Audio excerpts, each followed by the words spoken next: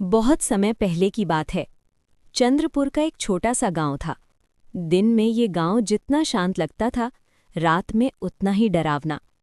गांव के बाहर एक पुरानी हवेली थी जो सालों से बंद पड़ी थी। कहा जाता था कि वहां एक चुड़ैल रहती है। कोई नहीं जानता था कि वो कौन थी, लेकिन एक बात सब जानते थे। काली अमावस की रात हवेली से रोने और हंसने की आवाजें आती थीं। हवेली का रहस्य।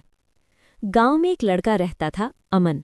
वो कॉलेज में पढ़ता था और डर भूत में विश्वास नहीं करता था। एक दिन उसने गांव वालों से पूछा, अगर वहां सच में चुड़ैल है तो किसी ने उसे देखा क्यों नहीं? बूढ़ी दादी ने कांपती आवाज में कहा, बेटा, जो देख लेता है वो वापस नहीं आता। अमन हंस दिया। उसने तय कर लिया कि इस अमावस की रात वो हवेली जाएगा। अमावस की रात। काली अमावस की रात थी। चांद बिल्कुल नहीं था। हवा अजीब तरह से सिसक रही थी। अमन टॉर्च लेकर हवेली के पास पहुंचा। जैसे ही उसने दरवाज़ा खोला, धड़ाम, दरवाज़ा अपने आप बंद हो गया। अंदर ठंड इतनी ज्यादा थी जैसे किसी ने सांस ही खींच ली हो। तभी ऊपर से आवाज आई, अमन। अमन चौंक गया। इसे मेरा नाम कैसे पता? उसने सोचा। उल्टे पांव। अचानक सीढ़ियों से किसी के उतरने की आवाज आई। एक औरत सामने आई। सफेद साड़ी, खुले बाल, पीली आंखें। अमन ने राहत की सांस ली। आप कौन हैं? औरत मुस्कुराई। लेकिन जैसे ही अमन की नज़र उसके पैरों पे पड़ी, उसके पांव उल्टे थे। अमन का शरीर सुन्न हो गया। औरत बोली, डरो मत, मैं तुम्हें नुकसान नहीं पहुंचाऊंगी।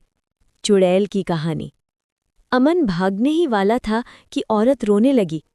मैं चुड़ैल नहीं थी, मैं भी इस गांव की बेटी थी। मेरा नाम सावित्री था। उसने बताया, सालों पहले उस पर झूठा आरोप लगाया गया था। गांव वालों ने उसे डायन समझकर जला दिया।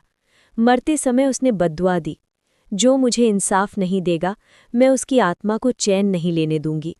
तभी से वो चुड़ैल बन गई। बदला। सावित्री की आंखें लाल हो गईं। हवेली की दीवारों से खून टपकने लगा। अब मेरी आत्मा को शांति चाहिए, या फिर एक और जान। अमन समझ गया, आज किसी की मौत तय है। उसने जेब से हनुमान चालीसा निकाली और जोर जोर से पढ़ने लगा। सावित्री चीखने लगी।